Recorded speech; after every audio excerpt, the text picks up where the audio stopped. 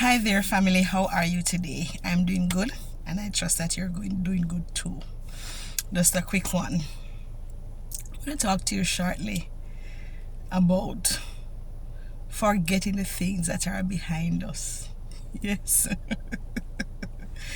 Yes, we have a lot of things behind us that from time to time comes to plague our mind.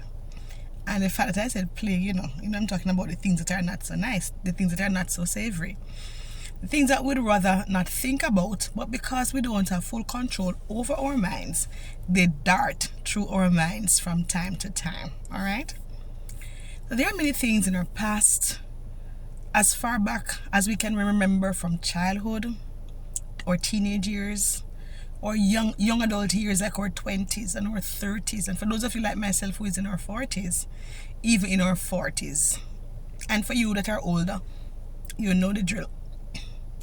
And sometimes those thoughts, those uncomfortable thoughts, those unsavory thoughts come to our minds, and it touches an unhealed wound. It brings back up to mind old hurts. It touches a scar that seemed to be healed on the surface but not deep down at the root.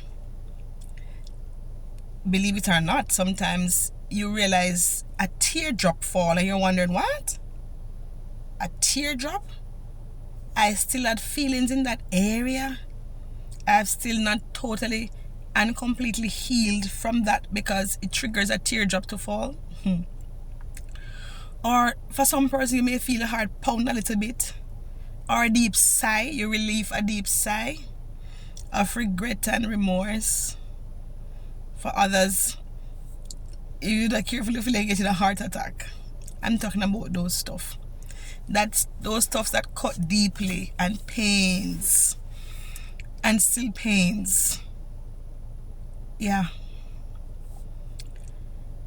We never know when our minds will go in which of the memory cabinet up here and what our mind will take out.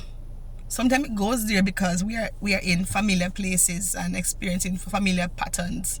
So it goes there because it remembers that, it realizes that this feels like something that it knows, it's used to. And there are those times out of the blues, the mind brings up something from a distant place that you weren't even recollecting about or thinking of. Either way, the Lord give us the success key to dealing with the memories and the things of our past. He said, hey, learn to forget them. While you can't control the mind bringing up back these things to you, to your memory, you can decide to either ruminate on it, pick on it a bit, or you can shelf it. Yeah, you can shelf it or you can cast it aside. You can look at it, think about it, know that you're not there anymore. You're not at that place anymore. And you can even laugh at it. That's what I do. I laugh at some thoughts that come to my mind when I was at certain places and was going through certain experiences in my past. And I can now laugh about the things that once made me cry, once made me sad, once made me depressed. And I laugh a laugh of victory, a laugh of triumph, a laugh that says I'm distance away from that place, that thing, that person. It's no more, my life is no more in those trenches, but my life is now on the highway with Jesus, the highway of success, the highway of joy, the highway of peace, the highway of contentment with Jesus.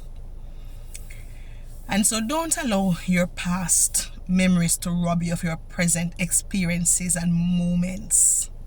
There's a lot to celebrate now, and the truth is, in every aspect of our lives and every season of our lives, we'll go through different painful experiences. But work on the experience that you're going through right now and not allow the past experience to rob you of today. So many persons are shackled by the memories, experience, pain, hurt, and scars of their past that it causes them to not be able to have an appetite for now. Enjoy the now. Enjoy the no people, the no places, the no homes, the no family experiences, the no work experiences. And that's a life in the pit of hell, The enemy is trying to cheat you from your present, from your now. Don't allow the past to cause you to be distanced from now. Get out of the grave of your past and enjoy the bounty and beauty of your now, of your today. Because God expects you. Because you deserve to. Because when we bury a human being, when somebody dies and we go to the funeral and we bury them, right? We don't go back tomorrow morning or next week or next month or next year and go dig up the remains of the person's funeral that we went to. No. So why are we rummaging in our minds and digging up old thoughts, old patterns, old feelings, old experiences, and causing us to be angry inside, bitter inside, hateful inside, distant inside, withdrawn, or even silent? Tell you what, the past was meant to stay in the past. Leave them there. Don't walk with the dead things of your past, the dead memories of your past. Live in the now. Look to the future. It's best to be thinking about the future, what the future will be like, and get excited. And get excited as you anticipate by faith and through the spirit of expectation what is yet to come. So, let's join faith today and forget the things that are behind us. Enjoy the things that are right now as we look forward in hopeful expectation of what is ahead. Will you? I will. Have a good one.